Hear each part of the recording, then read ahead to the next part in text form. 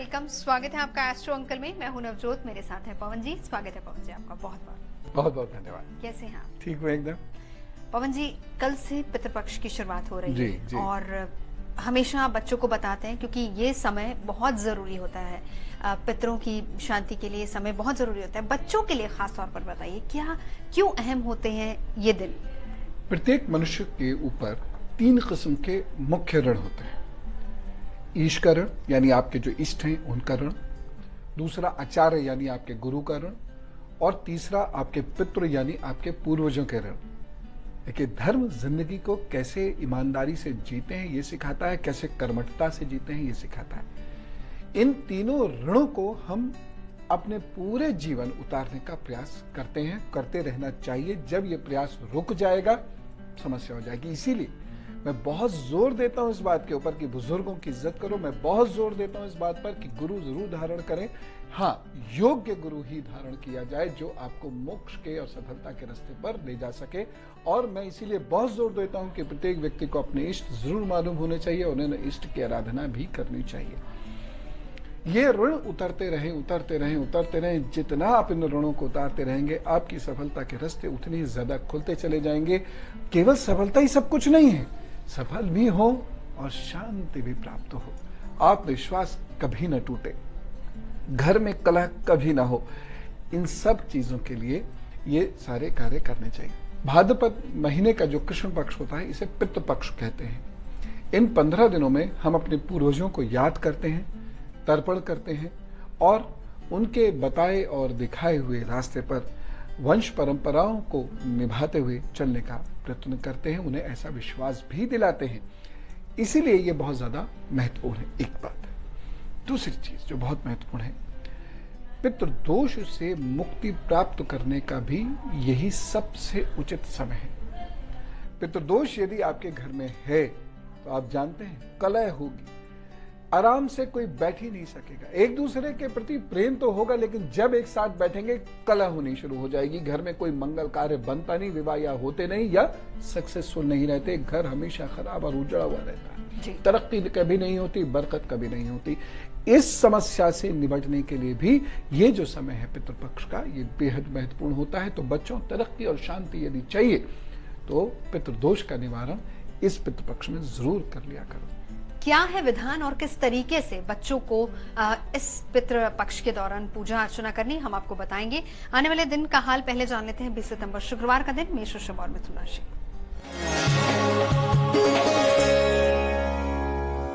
मेष राशि, स्वास्थ्य का ख्याल रखना है। मन थोड़ा इस दिन विचलित रहेगा जिसकी वजह से काम पर भी उसका नकारात्मक प्रभाव पड़ सकता है। माता की सेहत का ख्याल रखें। सुबह 10 से 12 रहेगा आपका विशेष समय और इस दिन आपकी खूब तरक्की हो, इसलिए दूध का दान जरूर कर दीजिएगा। वृषभ राशि, जल्दबाजी में कोई कार्य मत कीजिएगा, जल्दबाजी में कोई बड़े डिसीजन नहीं लीजिएगा। ये दिन बहुत खास है, आपको अच्छी उन्नति जरूर देने वाला है। माता की सेहत का ख्याल रखना होगा। इस दिन आपका विशेष समय है शाम 5 से 7 और इस दिन आपकी तरक्की के लिए आप गुनगुना पानी गुड़ के साथ सुबह सुबह जरूर लें, उसके बाद ही फिर कोई अन्य चीज ग्रहण करें।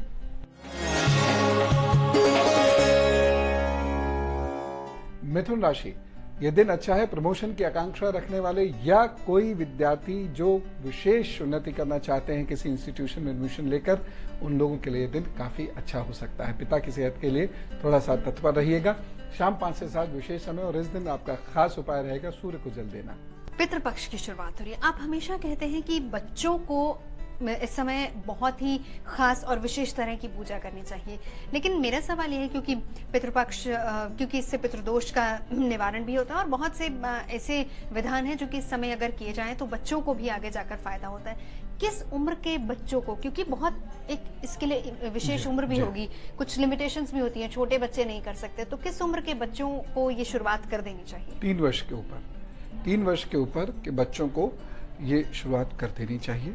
और मैं आपको ये बताता हूँ, शास्त्रों में बड़ा स्पष्ट उल्लेख है इस बात का, ये कार्य लड़कियां और स्त्रियां भी कर सकती हैं। जी, हालांकि बिल्कुल सही आपने ये सही बताया, थैंक यू सो मच। क्योंकि यहाँ पर भी एक विधान होता है, लोग कहते हैं कि लड़कियों से नहीं कराते, लड़कों से कराते। पूर्वज तो वो वही है, उनकी रगों में अगर हम डीएनए देखें तो डीएनए तो वही है। तो लड़कियां, सिर्फ लड़कियां इसलिए उस खानदान से अलग समझ ली जाएं ये तो मैं उचित नहीं मानता, बायोलॉजिकली भी अनुचित है और शास्त्रोक्त भी नहीं है। इसलिए मैं तो यही कहता हूं कि पितृ तो सबके पितृ हैं, जितनी श्रद्धा भक्ति भाव से उनकी पूजा हो जाएगी उतना ही पितृ दोष का निवारण होगा, उतना ही पितृ ऋण का भी निवारण होगा। और ये लड़के लड़की सबको करना क्या होता है इस समय, विधि विधान क्या है इसका पूरा? दो तरीके से। एक तो कर्मकांडीय विधि है जो थोड़ी सी टेक्निकल है, क्लिष्ट है। इसमें तर्पण होता है, किस प्रकार से अंजलि भरी जाती है, किस प्रकार से तर्पण होता है, किस प्रकार से कुश पहनी जाती है, किस प्रकार से पितृ गायत्री का गान होता है या जप होता है, और उससे फिर पितरों को शांत और प्रसन्न करने की एक प्रक्रिया होती है। एक तो वो है। एक ज्योतिषी है, ये बहुत बड़े स्तर पर गुरुदोष उत्पन्न करता है और इसीलिए गुरु, राहु और शनि ऐसे व्यक्ति का बहुत बुरा असर देना शुरू कर देते हैं। बुध भी बहुत बुरा असर देना शुरू कर देता है। यानी पितृ दोष यदि लग गया तो बुध, बृहस्पति और राहु और शनि, ये चार ग्रह एकदम घनघोर विद्रोह में उतर चले आते हैं और इसके कारण भाग्य की स्थिति बेहद कमजोर हो जाती है और खास तौर से वैवाहिक जीवन या तो होगा नहीं, कहीं नहीं होगा विवाह, हो करता है टूट जाया करेगा, और यदि हो भी गया तो घोर असंतुष्टि उसमें होगी, विवाह टूट भी जाएगा। इन सब से बचने के लिए कुछ एक उपाय कीजिए। सबसे पहले तो यह है, इन 15 दिनों सबसे पहले उठते ही, नहा धो के तैयार होते ही एकदम आप अपनी बालकनी में या घर में या खुले के स्थान में पहुंच जाइएगा। दक्षिण की ओर मुंह कीजिएगा, मिट्टी के बर्तन से अपने पितरों को ओम पितृ देवाय नमः, ओम पितृ शांति भवा, ओम पितृ देवाय नमः, ओम पितृ शांति भवा का जप करते हुए दक्षिण दिशा की तरफ अपने पितरों को याद करते हुए धीमी धार से वो जल नीचे गिरा दीजिएगा, इस प्रकार कि वह आपके पैरों पर नहीं आए। इस जल के अंदर काले तिल अवश्य होने चाहिए। पितरों को बैकुंठ धाम जाना चाहिए, ऐसी सबकी सोच होती है। बैकुंठ धाम के स्वामी है नारायण। नारायण सबसे ज्यादा प्रसन्न होते हैं काले तिल से, उनके शरीर के पसीने का अंश माना गया है। इसीलिए सारे बच्चों को सुबह सुबह ये कार्य करना चाहिए। मंत्र भी एकदम सिंपल है, कार्य भी एकदम सिंपल है। फिलहाल आगे बढ़ते हैं। कर्क सिंह कन्या, आने वाला दिन। कर्क राशि, भाग्य पक्ष आपका आपके साथ है, इसलिए रुके हुए कार्य, अटके हुए कार्य को पूर्ण करने का प्रयास कीजिएगा।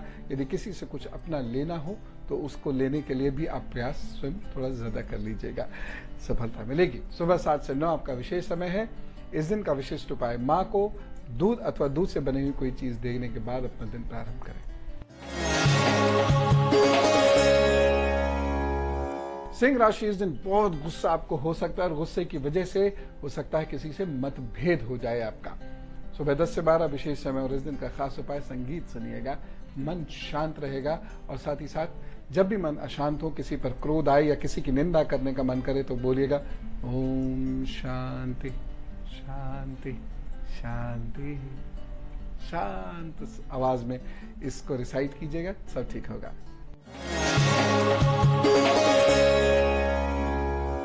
कन्या राशि, दिन आपके लिए काफी अच्छा है। भाषा का प्रयोग बहुत सोच समझ कर कीजिएगा। दांत यदि आपके कमजोर हैं तो चिकित्सक सलाह जरूर ले लें। इस दिन शाम को 7 से 9 आपका विशेष समय है और इस दिन खूब तरक्की हो, इसलिए अपने गुरु से बात करें अथवा किसी विद्वान व्यक्ति के सानिध्य में बैठें। बात हो रही है पितृपक्ष की, किस तरीके से, क्योंकि कल से शुरुआत हो रही है पितृपक्ष की, तो आप इस पितृपक्ष के दौरान क्या क्या कर सकते हैं ताकि आपके ग्रह भी ठीक हो और पितृदोष से भी आपको मुक्ति मिले और तरक्की आपको मिले। अब ये जो तमाम उपाय आप बता रहे हैं, हालांकि उपायों पर हम आगे आएंगे, लेकिन क्या ये हमें सिर्फ पितृपक्ष के दौरान करने हैं या फिर ये हमें पूरा साल करने पड़ेंगे? पितृपक्ष के दौरान करें, पितृ विसर्जनी अमावस्या वाले दिन तो करें, मौनी अमावस्या वाले दिन भी जरूर करें, और उसके साथ साथ प्रत्येक अमावस्या को ये उपाय कर लें, क्योंकि पितृदोष इतनी आसानी से जाता नहीं है। और हाँ, मैं पुनः वो जरूर कहूंगा कि सामूहिक पूजा यदि संभव हो सके और यज्ञ आप कर सकें तो बहुत अच्छा रहता है। वो सामान्य अभी अवेलेबल नहीं हो पाती हैं, बहुत कम लोग हैं जो उस विधि से यज्ञ करते हैं। कोई बात नहीं, आप अपने घर में लगातार इसको करते रहा कीजिए हर अमावस्या को, तो धीरे धीरे पितृदोष शांत हो जाएगा। और क्या करना चाहिए?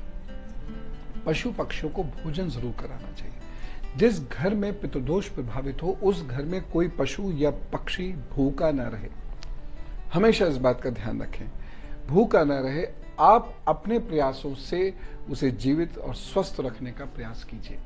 आगे हरी इच्छा, सब कुछ तो आदमी के हाथ से है नहीं।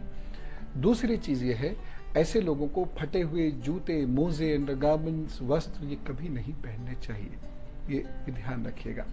तीसरी चीज, ऐसे घर बेहद अव्यवस्थित होते हैं, इसलिए इन्हें बेहद व्यवस्थित करने का प्रयत्न करते रहिए। रोज अव्यवस्थित हो, दिन में 4 बार अव्यवस्थित हो आपका घर, 4 बार उसे व्यवस्थित करने का प्रयत्न करें, और वो भी बिना चिड़चिड़ाए या बिना गुस्सा किए। एक और चीज बताता हूं, घर से कभी भी विद्वान व्यक्ति बेइज्जत होकर या खाली हाथ ना जाए, इस बात का ध्यान रखिएगा, या खाली पेट ना जाए। तो हाथ भी भरें, पेट भी भरें, और साथ ही साथ उनकी इज्जत भी करें उनकी विद्वता के कारण।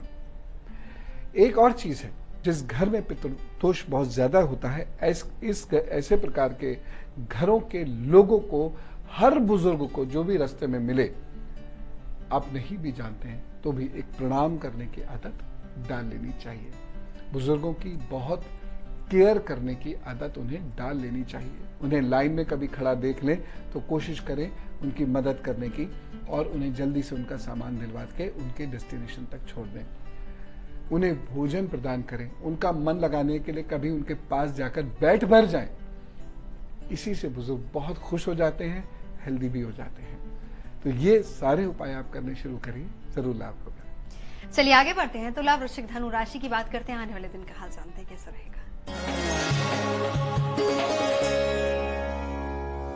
तुला राशि, जल्दबाजी में यदि आप कोई अपना डिसीजन लेते हैं, चाहे वो व्यापार से संबंधित हो, चाहे वो नौकरी से संबंधित हो, तो उसमें आपको नुकसान हो सकता है। किसी सीनियर के खिलाफ मोर्चा इस दिन बिल्कुल नहीं खोलिएगा, नहीं तो नुकसान होगा। बच्चों के लिए, पढ़ाई लिखाई के लिए बहुत अच्छा दिन है। दोपहर में 12 से 2:40 आपका विशेष समय, और तरक्की के लिए आपका इस दिन विशेष उपाय है, आटे में थोड़ा सा बूरा मिलाकर गाय को खिला दें।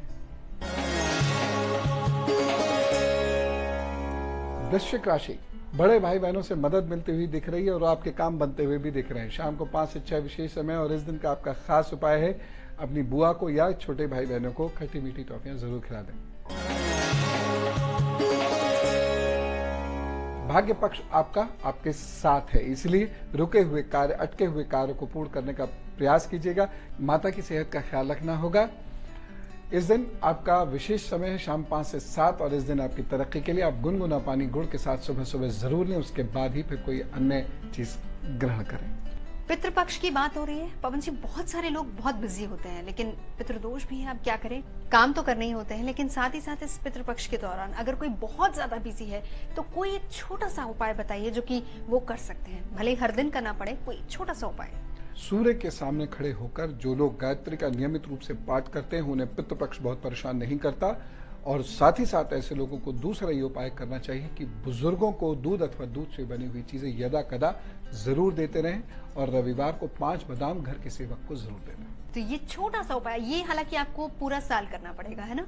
जी हाँ, पूरा साल ही आपको करना पड़ेगा। अगर आपके पास समय की कमी है, पितृपक्ष के दौरान आप नहीं कर सकते हैं, तो ये एक उपाय आप पूरा साल कर सकते हैं। सवाल लेते हैं, डिटेल्स नोट कीजिए। 20 जून 78 डेट ऑफ बर्थ है, समय है 4:15 शाम की, प्लेस है अमृतसर। ये कोई नया कार्य शुरू करना चाहते हैं, नया बिजनेस शुरू करना चाहते हैं, आपसे सलाह लेना चाहते हैं कि किस क्षेत्र में इनको बिजनेस करना चाहिए। इन्होंने नीलम पहना हुआ है अपनी मध्यमा में। देखिए, नीलम तो ठीक है, आपने पहना हुआ है तो ठीक है, वो जिस विद्वान ने आपको पहनाया होगा ठीक पहनाया है। दूसरी चीज है, नया व्यापार यदि आप करना चाहते हैं तो फरवरी 2015 से पहले कभी ना सोचें। चलेगा, तेजी से रिजल्ट तो जरूर दे देगा, फिर बंद हो जाएगा। इसलिए फरवरी 2015 के बाद से आप अपना व्यापार कीजिए, जरूर प्रभु कृपा से जरूर चलेगा, अच्छा चलेगा। फील्ड जाना चाहते हैं, कौन सी फील्ड में इनको कार्य करना चाहिए? प्रैक्टिस एटलीस्ट तब तक शुरू कर सकते हैं। हाँ बिल्कुल, तब तक प्रैक्टिस करिए आराम से शुरू। और प्रैक्टिस में भी जो विमेन रिलेटेड इश्यूज होते हैं उनको ज्यादा डील किया कीजिए, आप फायदा हो जाएगा। और यही चीजें आपको बिजनेस में भी फॉलो करनी है। यदि आप बिजनेस शुरू करते हैं तो किसी भी ऐसी चीज का बिजनेस कीजिए जो स्त्रियों से सीधे संबंधित हो, लाभ होगा। चलिए हम आगे बढ़ते हैं, देखते हैं कैसा रहेगा आने वाला दिन मकर, कुंभ और मीन के लिए। जी,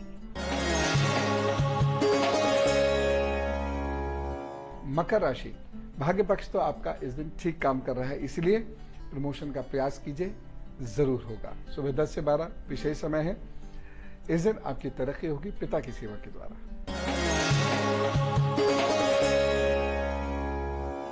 कुंभ राशि, स्वास्थ्य की दृष्टि से थोड़ा सा कमजोर समय है, लेकिन शत्रु आप पर हावी नहीं हो रहा। अगर उसने आपकी निंदा करने का प्रयास किया तो 100 लोग उसकी निंदा कर देंगे। इसलिए आप खूब हिम्मत और मेहनत से अपना कार्य जारी रखिएगा। शाम को 7 से 9 रहेगा आपका विशेष समय, और इस दिन आपकी खूब अच्छे से तरक्की हो, इसलिए 3 कुत्तों को भोजन अवश्य दें।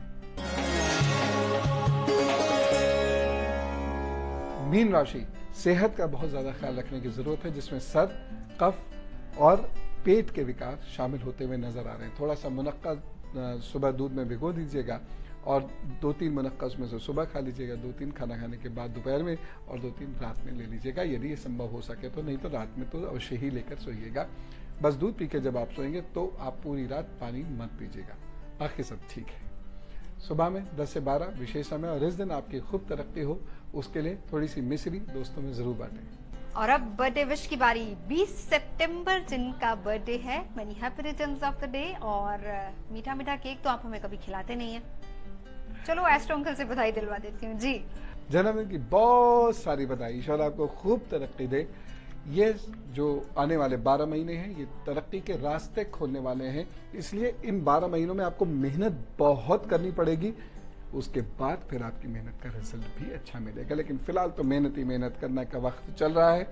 खास तौर से सितंबर, नवंबर, फरवरी, अप्रैल, जून इत्यादि ये वो महीने जिसमें मेहनत करने से लेकिन परिणाम अच्छे आपको अवश्य मिलेंगे। 1 या 2 मित्रों का साथ हमेशा के लिए छूट भी सकता है, लेकिन अन्य बहुत सारे आपके मित्र बनेंगे।